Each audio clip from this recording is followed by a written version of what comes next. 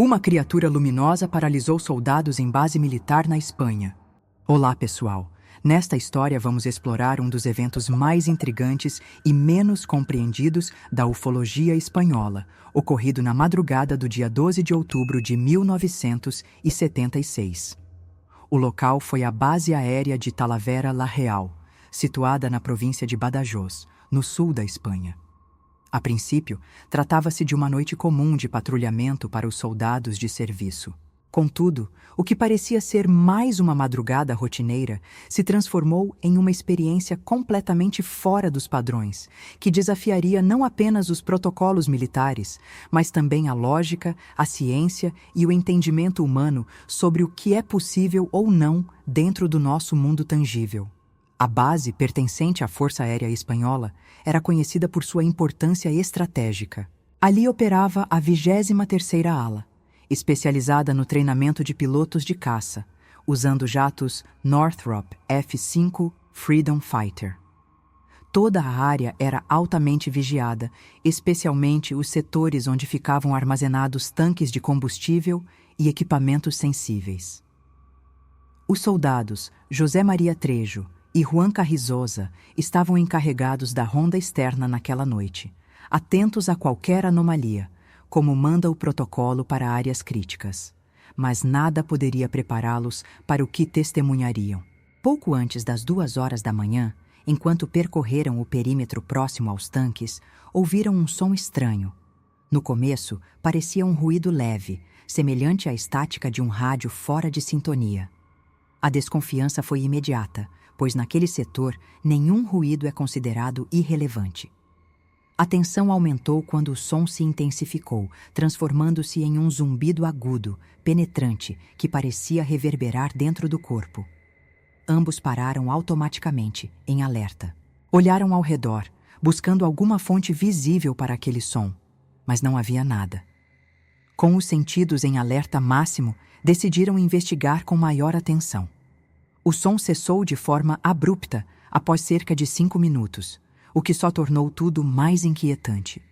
Os 2 soldados ainda estavam tentando entender o que havia acontecido quando o mesmo zumbido retornou, desta vez mais forte, agredindo os ouvidos de maneira quase dolorosa.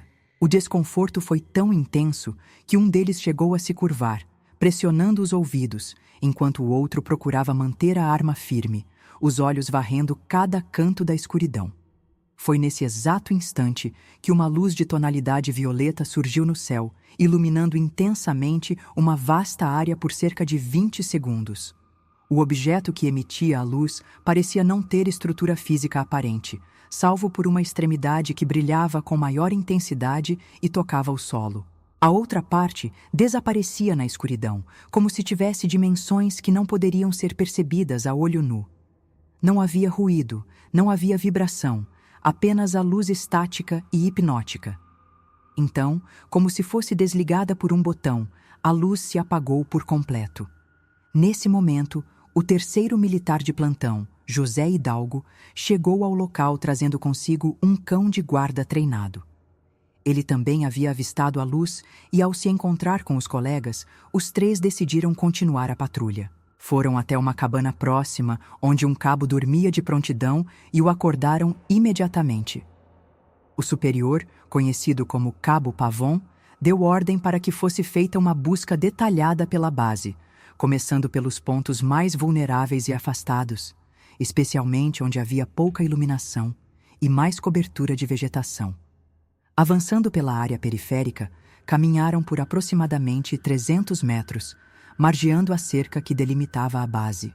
Se aproximaram de uma pequena guarita ainda em construção, onde o terreno apresentava características de transição entre o solo compactado e a mata densa. Era um ponto ideal para ocultação.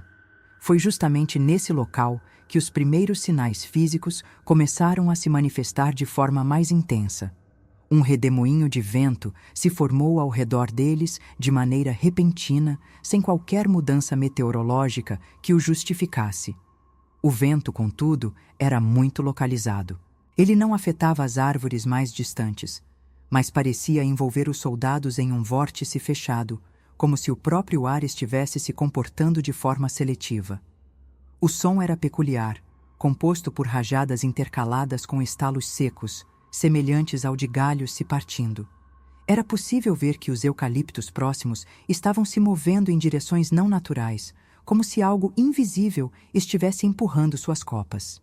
O ruído dos galhos quebrando vinha de dentro da mata, aumentando gradativamente a tensão no grupo. Enquanto isso, o cão permaneceu em estado de alerta máximo. De início, rosnava baixinho, olhos fixos em um ponto específico entre os troncos. Em seguida, começou a latir com intensidade, avançando na direção da mata com a postura de ataque. O adestramento daquele animal o preparava para reagir apenas diante de ameaças reais. Quando foi solto, desapareceu por alguns segundos entre as árvores. O silêncio que se seguiu foi absoluto. Não se ouviu mais nenhum latido, nenhum sinal de confronto, nem mesmo o faro. O que aumentou ainda mais a inquietação dos soldados. Após alguns instantes de silêncio, o cão retornou. Mas algo estava diferente.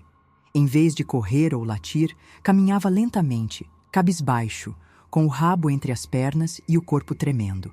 Ofegava de forma descontrolada, como se tivesse enfrentado algo muito além de sua compreensão. Os soldados se entreolharam, já certos de que estavam lidando com uma situação que escapava a qualquer treinamento anterior. Nenhum deles havia visto aquele cão reagir daquela forma em todas as missões anteriores. A reação do animal não era parte de qualquer simulação.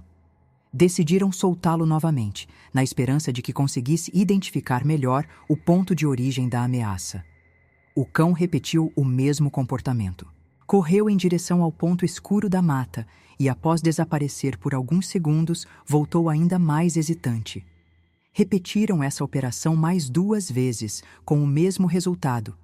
Na terceira vez, o cão apresentou um comportamento ainda mais alarmante. Estava mancando da pata traseira esquerda, o que indicava ter sofrido algum tipo de impacto ou lesão durante a incursão. Mesmo assim, permanecia atento. Apesar do ferimento, o animal não se afastava dos soldados. Pelo contrário, passou a girar ao redor deles, como se tentasse protegê-los de algo invisível. Esse comportamento, segundo o adestramento militar, era típico de situações em que o cão detectava ameaça extrema. Girar ao redor do grupo indicava a tentativa de defesa total, algo que só ocorria quando o animal identificava risco direto à vida dos membros do pelotão. Aquilo ultrapassava qualquer lógica comum. A sensação geral entre os soldados era de que estavam sendo observados, talvez cercados. Os homens começaram a recuar lentamente, ainda sem disparar, mantendo os olhos fixos na vegetação. A tensão era palpável. Os sons ao redor pareciam diminuir, como se uma espécie de bolha de silêncio estivesse se formando. Nenhum grilo, nenhum movimento natural de animais noturnos. Apenas o farfalhar anormal das árvores mais próximas e a respiração acelerada do cão. Tudo indicava que algo estava para acontecer. Mas o que exatamente, nenhum deles seria capaz de prever. O medo começava a se manifestar como um bloqueio físico. Apesar da escuridão parcial, a visão noturna dos soldados permitia identificar formas e movimentos em baixa luz. Mas naquele momento, nada mais parecia natural. A vegetação parecia densa demais, o ar estava mais pesado. O cão, mesmo ferido, mantinha a postura de alerta total. Os soldados, por sua vez, mantinham as armas erguidas, os dedos próximos do gatilho, mas sem atirar. A incerteza sobre o que enfrentavam os impedia de agir de forma impulsiva. A espera parecia durar minutos, embora se tratassem apenas de segundos. Era como se o tempo tivesse desacelerado. Então, inesperadamente, o cão se lançou uma última vez em direção ao mesmo ponto entre os eucaliptos. Desapareceu mais uma vez na escuridão. Os soldados, tensos, esperaram pelo retorno. Quando finalmente voltou, havia algo diferente em seu comportamento. Além da respiração irregular e da cauda entre as pernas, apresentava um leve sangramento na pata ferida e andava de forma mais arrastada. Ainda assim, manteve-se em posição de vigia. Os olhos fixos, as orelhas eretas, o corpo girando ao redor do grupo, como se estivesse tentando afastar uma ameaça invisível. Foi nesse momento que o ambiente pareceu congelar. O soldado José Maria Trejo sentiu um calafrio percorrer sua espinha, como se uma corrente elétrica estivesse passando por dentro de seu corpo. Era uma sensação nova, um misto de alerta extremo e impotência. Ele virou lentamente a cabeça, captando uma pulsação esverdeada pelo canto do olho. O que viu foi tão absurdo e desconcertante que seu corpo travou. A cerca de 15 metros de distância, no limite do campo iluminado por sua lanterna, havia algo que, em sua vida inteira, jamais esperaria encontrar.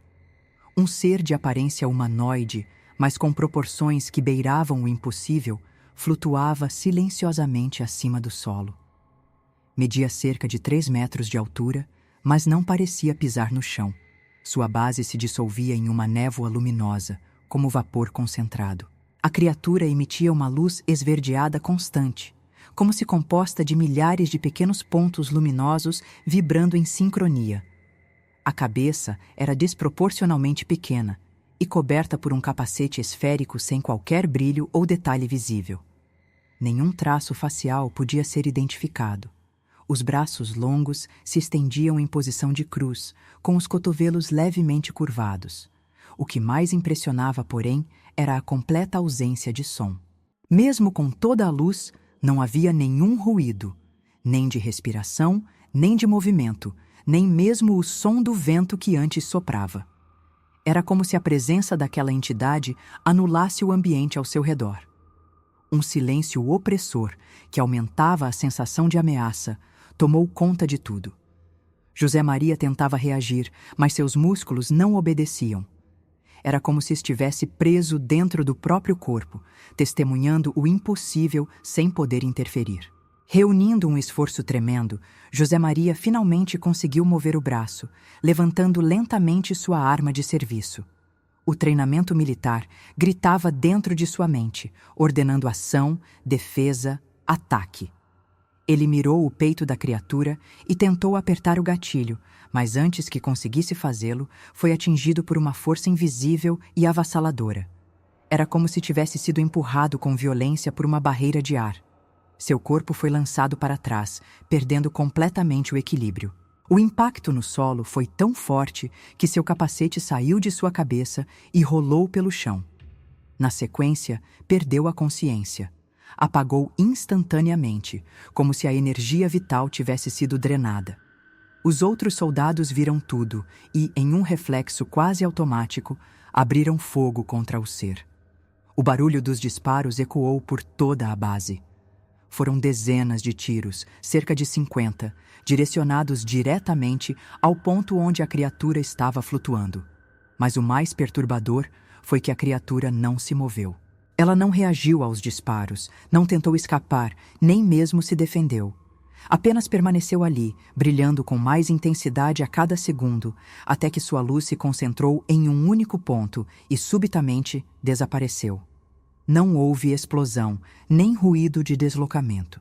Foi como se tivesse sido desligada. A escuridão que se seguiu foi imediata e total. O silêncio retornou, mas agora parecia ainda mais denso, quase físico. Os soldados, ainda atordoados, correram até José Maria, que estava inconsciente e com a respiração irregular.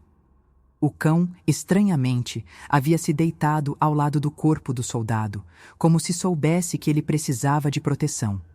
Em seguida, o zumbido agudo retornou, mais estridente do que nunca, durando cerca de 15 segundos e desaparecendo de forma tão abrupta quanto havia surgido.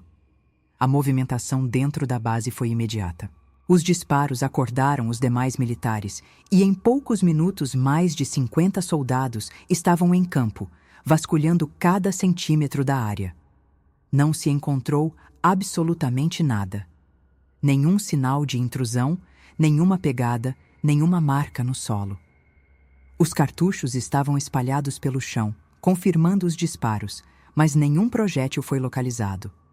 Os investigadores ficaram perplexos com a ausência total de vestígios. No local onde a criatura havia sido avistada, havia apenas uma parede de terra compacta, sem buracos, sem marcas, sem qualquer indício de que algo tivesse sido atingido. Era como se os projéteis tivessem sido absorvidos ou simplesmente evaporado no ar. José Maria Trejo foi levado às pressas para a enfermaria da base, onde permaneceu em observação por algumas horas. Quando finalmente recobrou a consciência, estava desorientado e confuso, com a visão embaçada. Nos dias seguintes, começou a apresentar sintomas inexplicáveis, crises de cegueira temporária que surgiam do nada, em momentos aleatórios. Durante um jantar em casa, perdeu completamente a visão por 15 minutos. Em outra ocasião, desmaiou em plena luz do dia, sendo levado novamente ao hospital militar. Os exames oftalmológicos e neurológicos nada detectavam. Clinicamente, estava saudável. Nenhum dano físico justificava os episódios. Ainda assim, os sintomas continuavam a se repetir, afetando sua rotina e comprometendo sua capacidade operacional. Diante da gravidade do quadro, foi transferido para um hospital especializado em Madrid, onde permaneceu internado por 30 dias.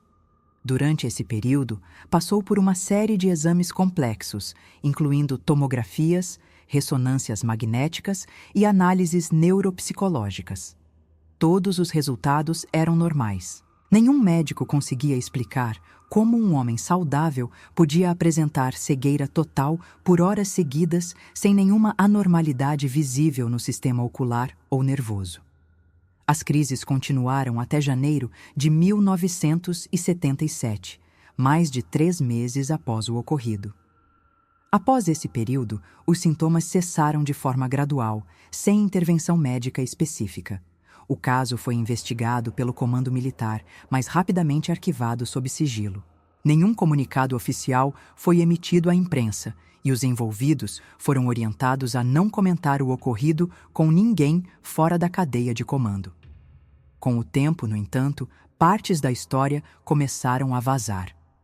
Pesquisadores independentes, como o renomado J.J. Benítez, tiveram acesso a documentos não oficiais e entrevistas com alguns dos militares, revelando detalhes do incidente. Diversas teorias surgiram, desde contato extraterrestre até testes secretos de tecnologia militar avançada. Mas nenhuma delas conseguiu explicar satisfatoriamente todos os aspectos do caso, especialmente as reações fisiológicas de Trejo e o desaparecimento dos projéteis. Até hoje, o incidente de Talavera la Real é considerado um dos casos mais sólidos e misteriosos da ufologia europeia. Seus elementos, o comportamento anômalo do cão, a luz intensa sem fonte identificável, a criatura flutuante, a paralisia súbita, os sintomas físicos persistentes e a total ausência de provas materiais, formam um conjunto de indícios difíceis de ignorar. Para muitos, trata-se de um contato real com uma entidade de origem desconhecida. Para outros, um evento incompreendido que revela mais sobre os limites da percepção humana do que sobre a presença de visitantes do espaço. Seja qual for a verdade, o que ocorreu naquela madrugada permanece até hoje como um enigma indecifrável.